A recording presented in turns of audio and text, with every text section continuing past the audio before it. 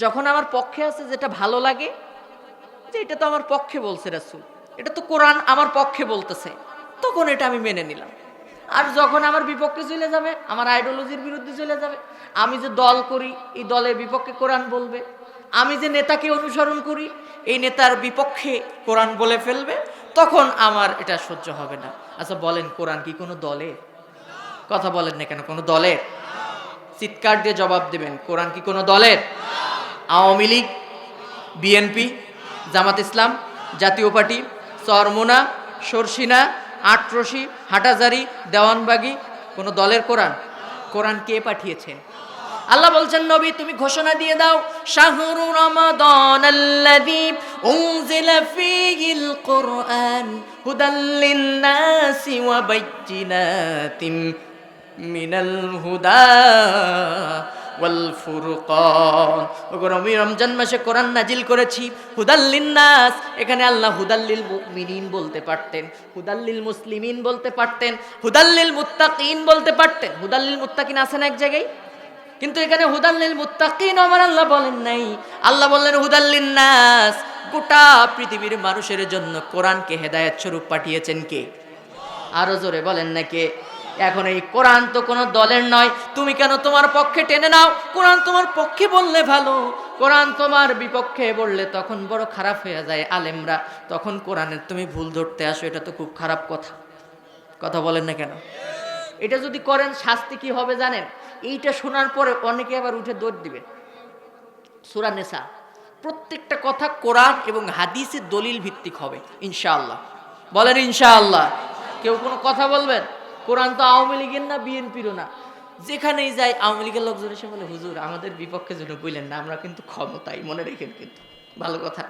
যেখানে আওয়ামী লীগের লোকজন প্রোগ্রামের অ্যারেঞ্জ করে, বিএনপির লোকজন এসে বলে হুজুর আমরা খুব জুলুম অত্যাচার সহ্য করে আছে, আমাদের বিপক্ষে যেন বললেন না।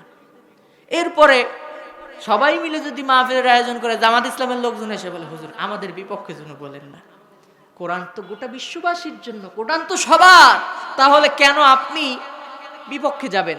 কোরআন যদি সত্য কথা বলে, এটা যদি আপনার দলের বিরুদ্ধে যায়, সেটাও আপনাকে মেনে নিতে হবে। কথা বলেন না কেন? কোরআন যদি সত্য হয়, কোরআনের প্রতি যদি আপনি ঈমান এনে থাকেন, এটা যা বলেছে আপনাকে তা মেনে নিতে হবে। এই অর্ডার কে দিয়েছেন? আরো জোরে বলেন না কে দিয়েছেন? মানবেন না, দুইটা ক্ষতি হবে।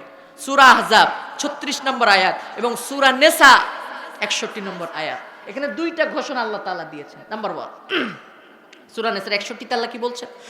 وَإِذَا قِيلَ لَهُمْ تَعَالَوْا إِلَى مَا أَنزَلَ اللَّهُ وَإِلَى الرَّسُولِ رَأَيْتَ الْمُنَافِقِينَ يَصُدُّونَ عَنكَ صُدُودًا। আল্লাহু আকবার। ওগো নবী, তুমি এই মানুষগুলোকে যখন বলবে তাআলাও, আসো, আসো কোরআনের দিকে আসো, আল্লাহর রাসূলের দিকে আসো, আল্লাহর দিকে আসো, এক শ্রেণীর মানুষ দেখবে যখন কোরআন তাদের বিপক্ষে বলবে, আল্লাহর রাসূলের হাদিস তাদের বিপক্ষে চলে যাবে, যখন তাদের ভালো লাগবে না, তাদের চিন্তাধারার বিপক্ষে যখন কোরআনের কথা, ইসলামের কথা চলে যাবে, এক শ্রেণীর মানুষ কোরআন থেকে, ইসলাম থেকে ডিসকানেক্ট হয়ে যাবে, মুখ ঘুরাইয়া, পিঠ ঘুরাইয়া ওরা কোরআন থেকে বিমুখ হয়ে চলে যাবে। আমি আল্লাহ ঘোষণা দিলাম, রাআইতাল মুনাফিকিনা ইয়াসুদ্দুনা আনকা সুদুদা। ওদের থেকে বড় মুনাফিক, ওদের মতো সব থেকে বড় বিশ্বাসঘাতক আসমান জমিনের নিচেও আর একটাও নাই। আসতে বলেন, যদি আসতে বলেন বলবো, বুঝবো যে আপনি ওই দলের লোক। জোরে বলেন ঠিক না বেঠিক? এই ঘোষণা কে দিয়েছেন? মুনাফিক হতে চান না মুমিন হতে চান? মুমিন যদি হতে চান তাহলে কি করতে হবে?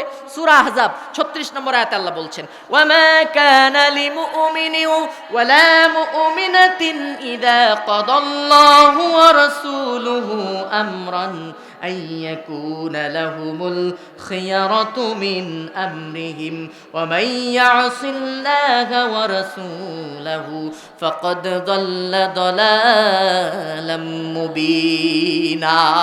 তুমি যদি ঈমানদার বলে দাবি করো, মুমিন বলে যদি দাবি করো, কি করতে হবে জানো? আল্লাহ এবং তার রাসূল কোরআনের ভিতরে যা ফয়সালা দিয়েছে, যে নির্দেশ দিয়েছে, কোন ঈমানদার নারী এবং পুরুষ কোরআনের একটা আইন, একটা ফয়সালাও অমান্য করতে পারে? ওরা যদি কোরআনের একটা আইন, একটা ফয়সালাও অমান্য করে কি হবে জানো? ওমাইয়া আসিল্লাহ ওয়া রাসূলাহু ফাকাদ যাল্লা যালালাম মুবিনা। ওরা কোরআন থেকে ডিসকানেক্ট হয়ে গেল, আল্লাহর জান্নাতের পথ থেকে সরে যে ওরা পথভ্রষ্ট হয়ে জান্নাতের দিকে ধাবিত হলো। কে বলছে? জাহান্নামের দিকে ধাবিত হলো। কে বলছেন? এজন্য কোরআন যা বলবে আপনাকে অবশ্যই মেনে নিতে হবে। আল্লাহ রাসূলের হাদিস যা বলতে হবে বলেছে সেটা আপনাকে মেনে নিতে হবে। অর্ডার কে দিয়েছেন?